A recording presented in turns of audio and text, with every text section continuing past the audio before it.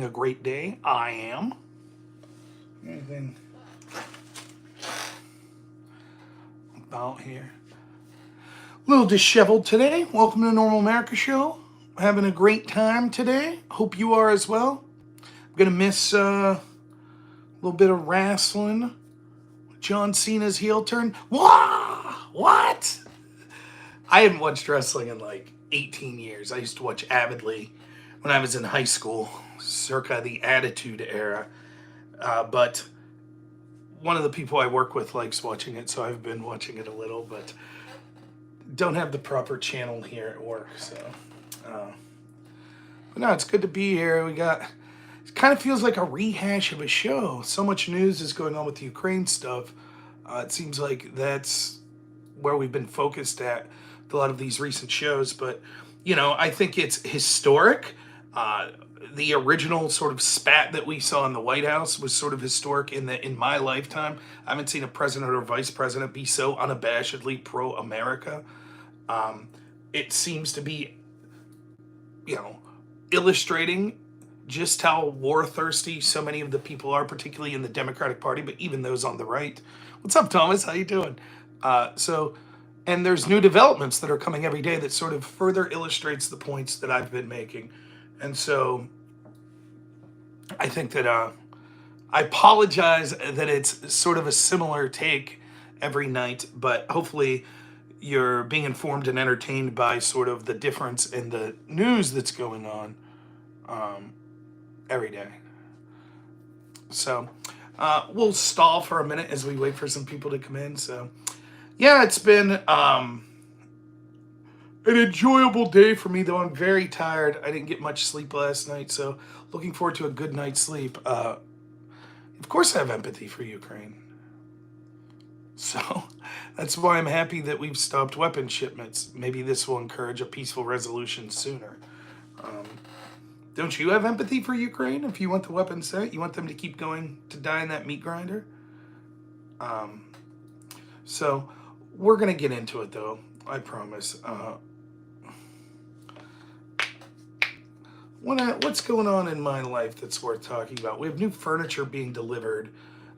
Not this week, but next week. It's not like super fancy or anything. We have a 4-year-old and a messy dog. By the way, I don't know what to do. This winter's been a total bummer. It feels like it's like I could recall winters that we had like worse blizzards here in Pennsylvania, where it was like legitimately like there was a flood in the town in '96 that I grew up in that was terrible. It wiped out like huge portions of the town, including the high school that I went to. And there's been other blizzards. There was a blizzard in '92, some other big blizzards in the area that I could think of. But this winter has been the sort of just the most drug out that I can remember in recent history. Though maybe it's just recency bias. But it's like every day it's like super cold and windy and snowing, or the temperature raises just enough for it to rain. So finally, like, the snow's melted and it's rained a little here, but everything is mud, just complete and total mud. And so you let your dog out, you know, in the yard to run around and play, and you try to catch her. She's wiry though, and she gets in, she's got mud in her paws, she's jumping on things. Let's just say, I've never, believe it or not, I don't know if you can tell by looking at me, I've never been like a clean freak or anything like that. So it's certainly in mind when you're talking about getting new furniture that, you know, we're not getting anything that's like, you know, leather and white or something, you know.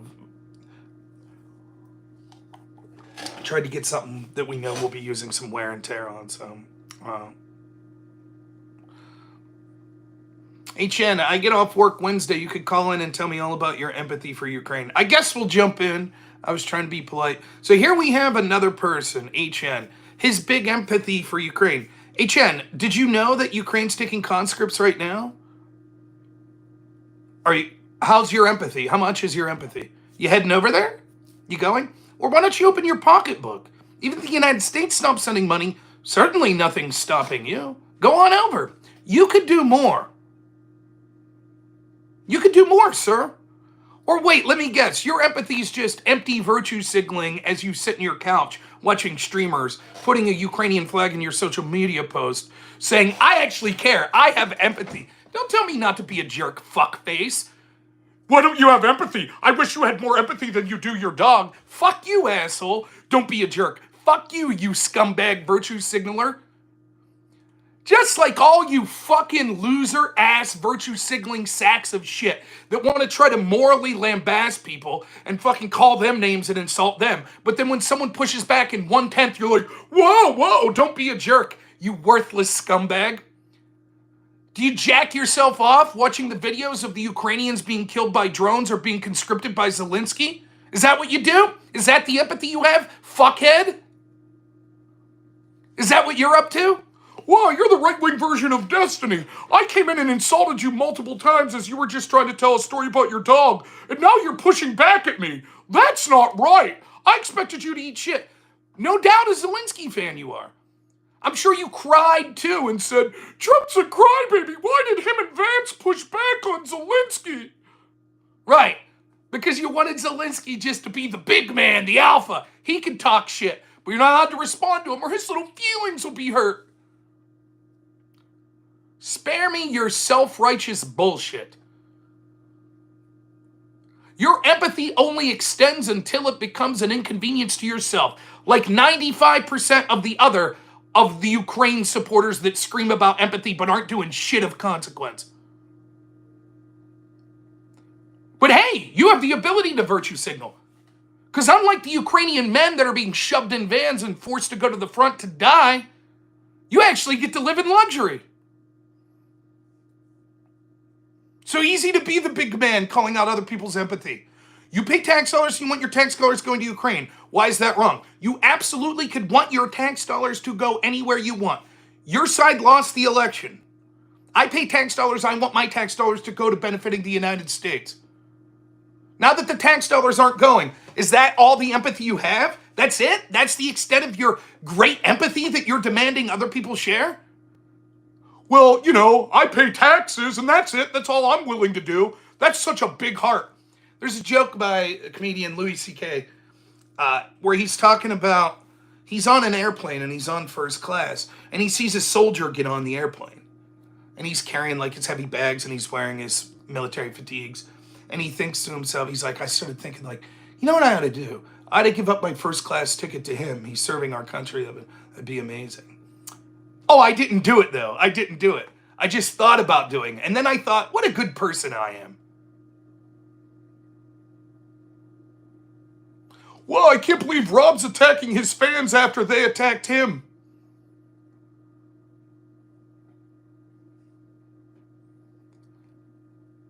If you can't handle it, don't throw stones. You accuse me of not having empathy. I said, of course I have empathy. Then I'm telling a story about my dog. You're like, I wish you had empathy for Ukrainians like your dog. If you're really a fan of mine, you'd probably share characteristics with the rest of the fans, which would be not being so thin-skinned that you think that you could hurl insults at other people and then when someone pushes back, you cry about it. Oh no, I'm attacking him as well. Make no mistake about it. I don't know much about him other than an anonymous name. But the type of behavior he's exhibiting, I'm absolutely attacking.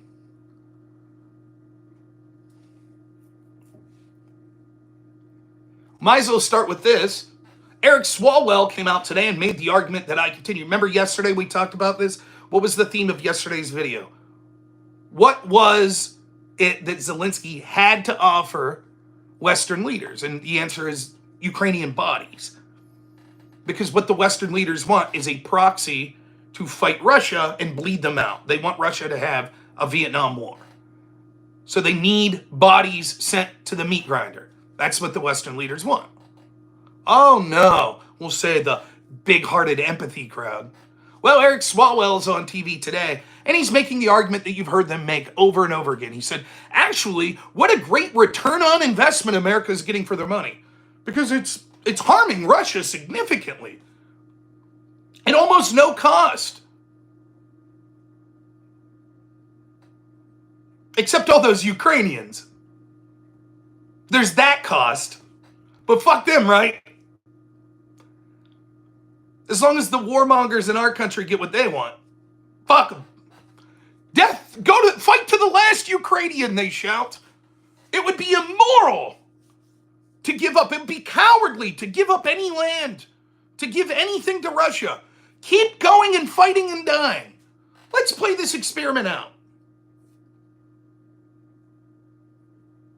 And I can't wait to debate one of these people that make this argument. Okay, let's say that we continued basically the Biden policy of sending money, sending equipment. Okay. What happens when Ukraine, if they don't win? I know, despite everything that you are seeing, these people legitimately think that somehow, if we just keep the stalemate going, Ukraine will win. But what if they don't? Then what? Then what happens? If Ukraine's down to its last 400,000 men, and they're like, we can't fight anymore. Then what happens? We just say, well, hey, you tried. But anyways, what are you doing talking to us? Get to fighting. There's still 400,000 of you left. Keep going. Do we tell the Ukrainian women to pick up rifles? Why won't that happen, HN? You're so convinced, right? What's going to happen then? How is it that that won't happen? Because I'm being told, one, they'll say, well, we don't want U.S. boots on the ground. Okay, no U.S. boots on the ground, so we just keep sending weapons to Ukraine. Yeah. And second, you can't have any ceasefire, anything like that. You can't give any land to Ukraine, many of these people are saying. You can't, because that's given in to bullies, and we can't set that precedent. So you can't give up any of the land to you. Okay, so that means it goes off to the bitter end then, because we don't want a ceasefire either. So then what happens if we just continue the policy in Ukraine? Well, it won't happen. It won't happen. Then what's going to happen?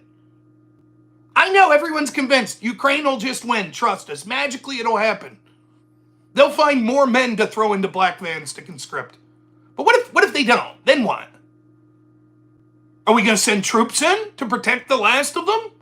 Now we're in a hot war with the nuclear-armed superpower? Is that the plan?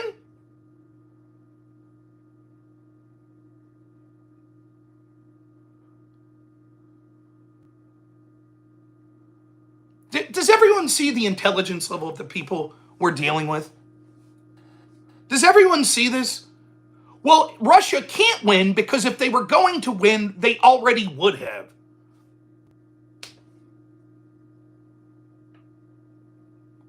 I don't even know what to say to these people. Yes, Ukraine is losing hundreds of thousands of people. Russia's continuing to make incremental advances. They're winning. Ukraine will run out of people before Russia. So unless something changes, if we continue apace, Ukraine will lose.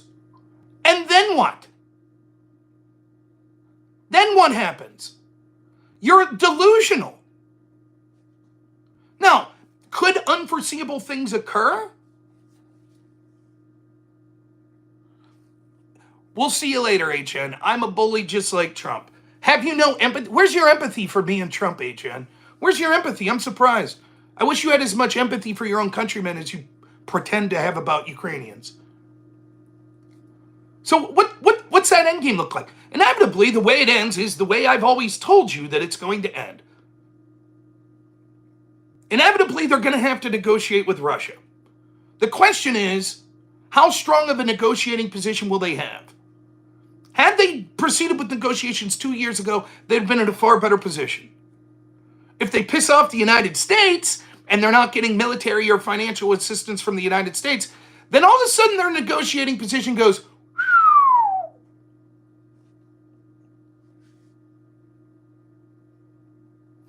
yes, it is true that there are some areas where Ukraine has made inroads. It's like the push is going like this, and sometimes it goes like this, and sometimes here. Yes, I'm aware. Russia is incrementally gaining territory, though.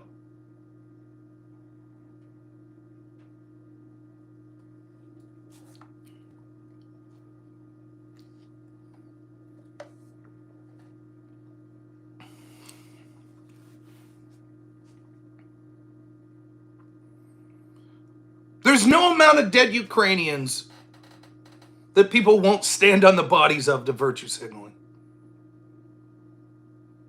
I saw Conor said the other day, he was talking about someone at the Oscars. I saw his post, and he said apparently they were thanking a certain Native American tribe. And Conor was like, the Seminoles, that's my people. They never surrendered. The U.S. government had to hunt them down and murder them. Now their ancestors are strong and proud. What ancestors? If they all got hunted down and murdered, then surely there's no ancestors. And if there are ancestors, are they cowards that gave in to the bullies of the United States because they're not fighting back now? Oh, you mean facing a vastly superior force, even if they bravely fought for a long time?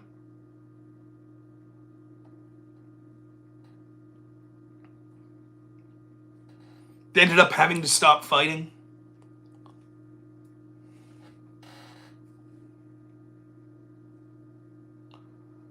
You dumb shit.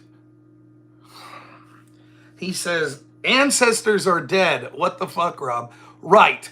If they have living ancestors alive now, then clearly they weren't all wiped out because some of them had to procreate to have children who had children who had children.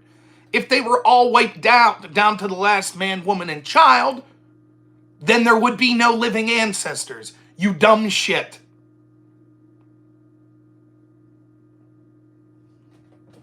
The ancestors from back then would be dead. Yes! You're their ancestor. You are an ancestor to them. Or you're the lineage from them ancestors.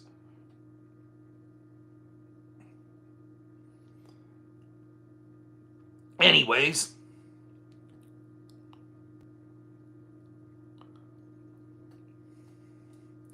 Why can't the people, like, there's arguments you could make. You could say, yeah, I have no problem. I talked about this yesterday. You could say, I have no problem saying, fuck it, send this money now. Russia's one of our big adversaries. It's a win-win for us. Ukraine will get decimated, but oh well, they'll significantly harm Russia. And then, hey, maybe we'll go in and we'll have some benefit from Ukraine. Maybe. They'll need someone. Halliburton or someone will have to go in to run the show, right? Then say that.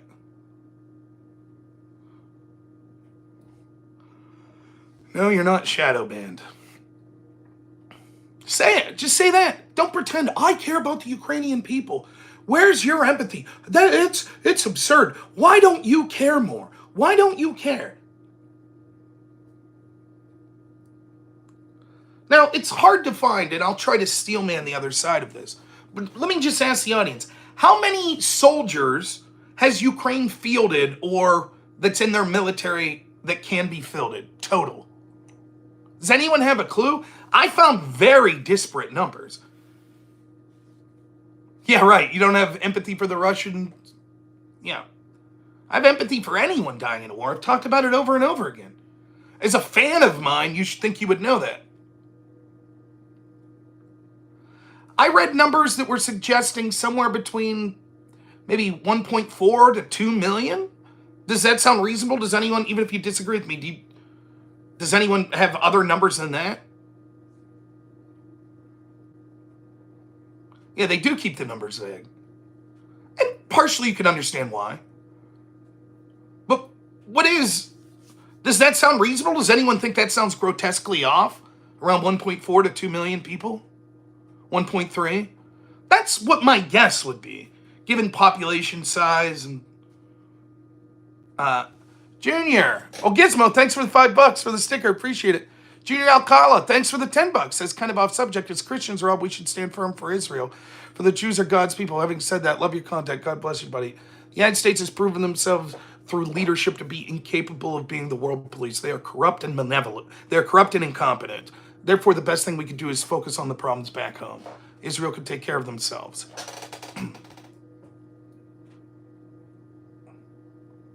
So let's go with that number, 1.3, 1.4 million. Again, take this number with a grain of salt, but my question was, because you keep hearing, this is what the Ukrainians want. And I'm willing to accept that a majority of them do. I'm willing to accept that. I don't know. I don't trust their polling numbers. I certainly don't trust Russia's polling numbers.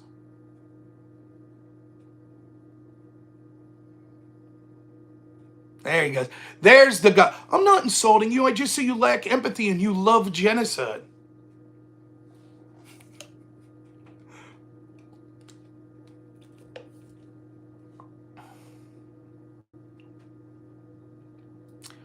Numbers I found suggest that they have drafted around 1 million people.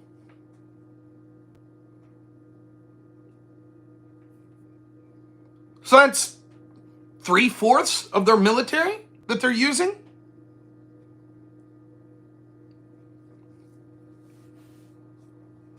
If the war is so popular in Ukraine, why weren't there way more volunteers? Why'd they have to be drafted? Now, let me steelman their position. But just because you're drafted doesn't mean you don't agree with the conflict, with fighting back. It's true. I know it's a vastly different situation, but how many of the people drafted into Vietnam were for Vietnam, for the war? My guess is very little. My guess is, and again, I get that this is different because it's their country being attacked. Vietnam was us attacking a different country.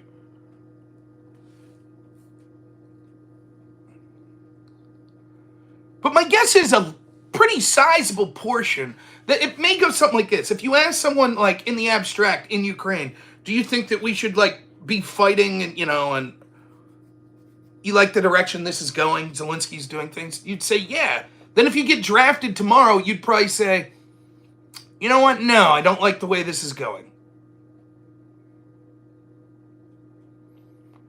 Not guaranteed. There could be people that weren't happy with the way it was going and then they got drafted.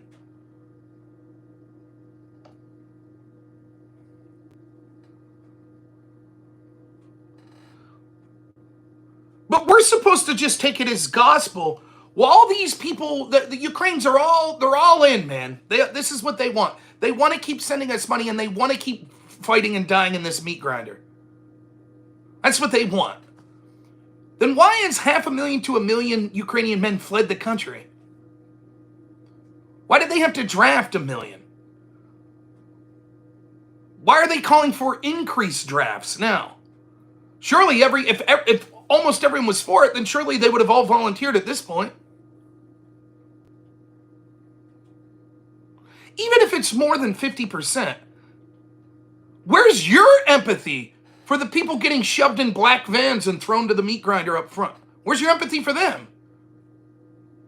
Haven't they done enough? Isn't it time now for all of the NAFO people that have Ukrainian flags in their bios to go give them a break?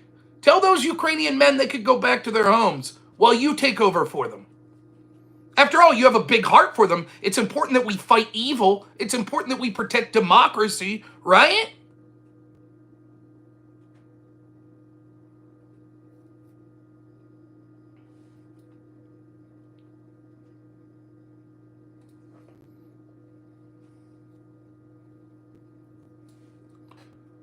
Maybe you're a fat, out-of-shape guy like me with a herniated disc and they won't accept you. Now listen, I live paycheck to paycheck. But let me tell you a little secret. One of the things I noticed when I was a debate coach, and I used to say this all the time when I was a debater, and when I was a student, and I say it all the time now about all kinds of shit. I'll say, like with my channel, I bullshit you people all the time by saying this. Well, I just didn't have time to do that. The truth is I have time. I've just prioritized my time elsewhere. I decided to play MLB The Show on my Switch for a half an hour. I decided to play dinosaurs with my son. I decided to watch a movie with my wife. I decided to pretend my back was hurting so I didn't have to take the garbage out. Shit like that. When I was a debate coach, people would say that all the time. I'd say, hey, did you read over that article I sent you? Nah, I didn't have time. You didn't have time. 5 minutes. Sitting on the shitter, you didn't have time. And what you meant is you decided to do other things with your time. And that's okay. I don't care. But you had time. It's the same with money, though, at least in my life. Now, no doubt there are people that are literally just flat broke. That happens. But we're fortunate to live in one of the most privileged countries in the history of the world. Doesn't mean that there's not all kinds of bad things going on with our government in the United States. And on one hand, as lucky as we are to be here, we're at a turning point where the bloat, corruption, waste of our government is becoming so much a behemoth that it'll be a self-fulfilling prophecy that'll just grow and grow exponentially until it blows up and harms us or our children or our children's children. But still,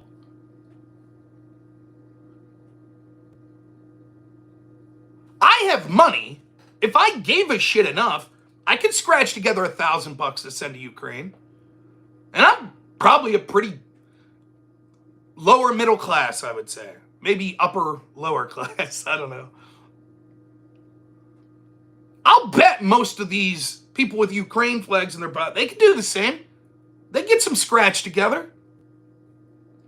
But again, it was like I was talking about yesterday. I've seen this in real life.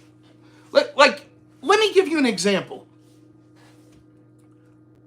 The debate community is the left of the left. I mean, they're radically left. I was seeing shit in 2003. I was losing debates because of pronouns in 2003, 2004. So much shit that became the radical left that was mainstreamed in like 2013, 2014. I was seeing a decade earlier. Like radical lefty shit. Like open borders. All the shit, right? They were pigs. Like they were all these big socialists for the workers, right?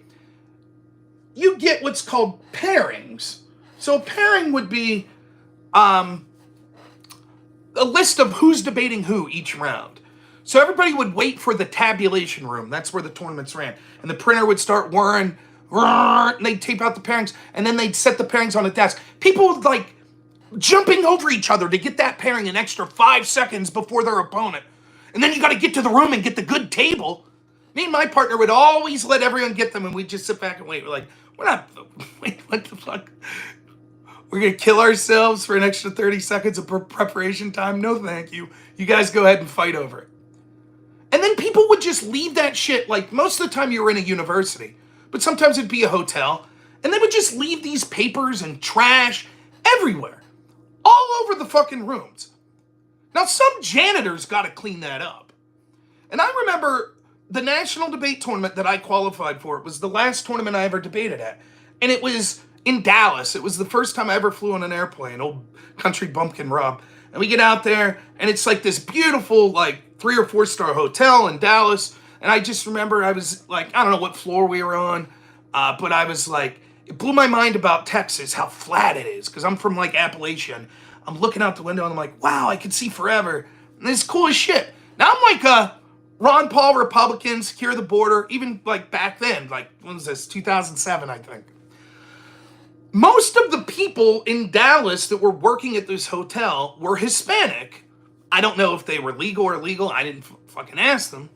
But all these people that I'm debating, their politics would have way more been like, oh, these are precious, special people, blah, blah, blah.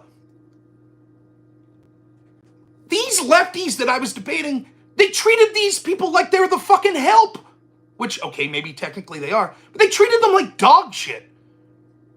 Throwing trash on the ground instead of taking 3 steps to throw it in the garbage can.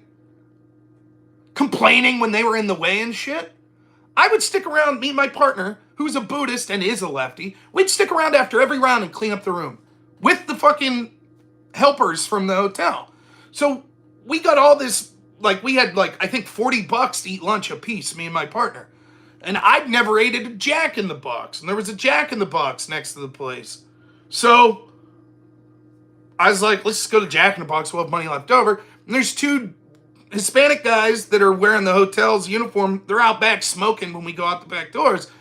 And like, I'm like, hey, what's up? What are you guys up to? And they just like wave. And I was like, you guys wanted free lunch? I got like all this extra money. It's just, you want to come Jack in the Box? I got $20 a piece for you. So we went and we ate lunch with these dudes that barely spoke English. Just like, fuck Jack in the Box. Good shit. fucking lefties that cared about these people, supposedly, they wouldn't give them the time. They wouldn't look them in the fucking eye. But they're better than me. They're moral. They're great because they voted the right way. That's how this Ukraine shit is. Oh, I'm not going to do anything. I'm just going to virtue signal and say, well, I want my taxes to go there. But I'm not going to actually dirty my hands. I'm not going to fucking...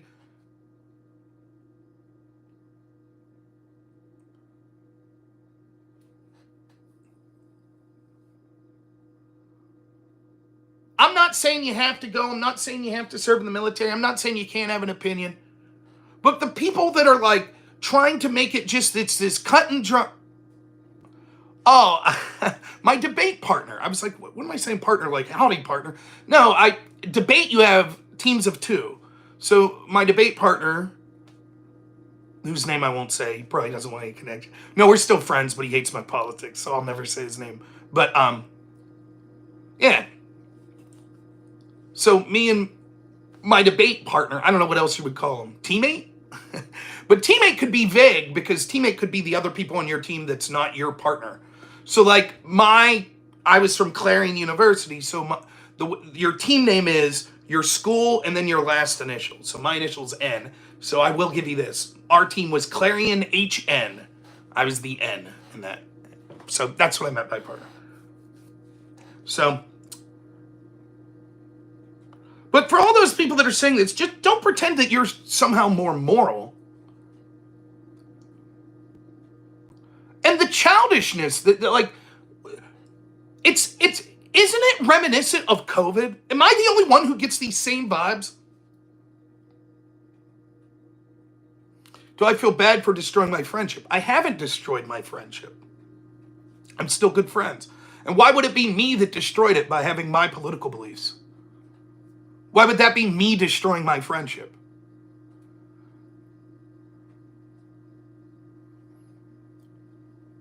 If you come out as gay and then your friend says, I don't want to be friends anymore, do you say, oh, I destroyed my friendship? I feel bad for that I did that?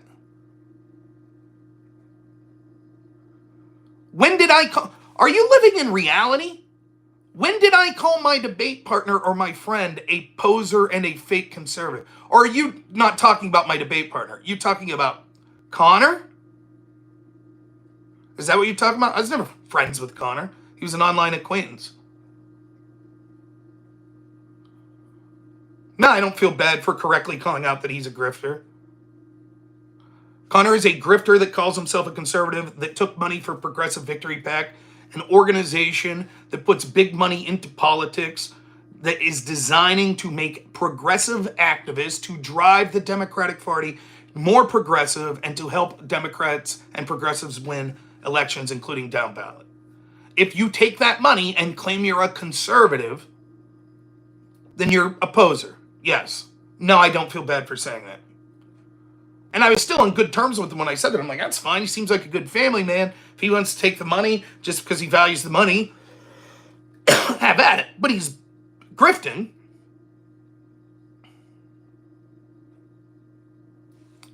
Anyways, I get similar feelings to COVID and the pandemic,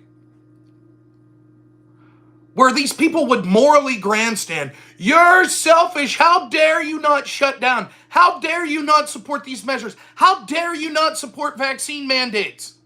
And when you're like, okay, let's talk about it a minute. They have no argument. Okay, where's the data that you're looking at that suggests that lockdowns will work? Particularly in the way that they're being implemented, which is like half-assed. Where's the data? How many people will die if we don't do lockdowns? How many people will be saved because of lockdowns? What will the effect on the economy be through lockdowns? What will the effect on people's mental health be through lockdowns? What will on their physical health be through lockdowns? And what was their answer? They weren't like, well, let's go through all of that. They were like, oh, you want grandma to die? You selfish prick?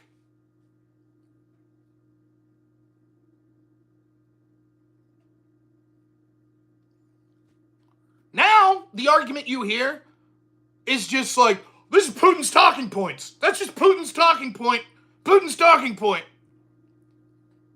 I don't know how many times I could talk at great length. I don't know how many times I could say, I don't want Russia to win. I wish Russia would turn tail and leave humiliated tonight. Go back home. Putin would get so lack of popular support that he would resign in shame. And new leadership would come that wouldn't have any more sort of aggressive tendencies. That's what I would prefer happen. I don't like Zelensky. I think that he also is a dictator. But I do put more blame on Putin and Russia. It doesn't matter. It doesn't matter. Oh, you're gargling Putin's balls. You're gargling Trump's balls. It doesn't matter how many times I criticize Trump. That's it. That's all they have. What's with the obsession, by the way? Is everyone on the left secretly gay at this point? Like, take Conor. Seriously, go to Conor's X feed right now. Like, almost every I see it all the time, and it just makes me chuckle. Like, 90% of his posts to people that are critical of sending this Ukraine aid are just like, you're gay. You're gay. And it's like, yeah, that's something that I used to do when I was 12, too. I guess. I'm not offended by it. It's just like, okay. Dude, you certainly got dudes' dicks on your mind a lot, man.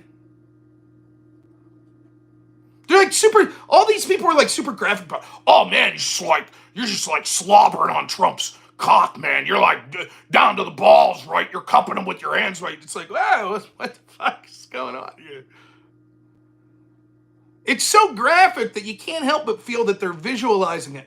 Probably quite frequently with, some lotion and some handkerchiefs.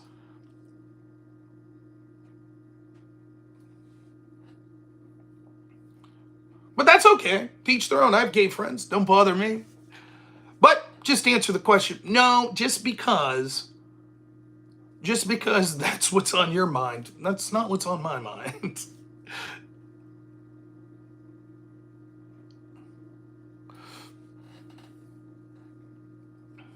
How many times will people in leadership in the West tell us exactly what they're doing, only to have other people later say that it's a conspiracy to believe that? How many times must that happen? So if you go into my YouTube channel, which you're watching now, obviously, but if you check out the short that I put up today at 2 o'clock, it's got a nice little 30-second clip that you should watch in the middle of that short. And it's from Democratic Senator Chris Murphy.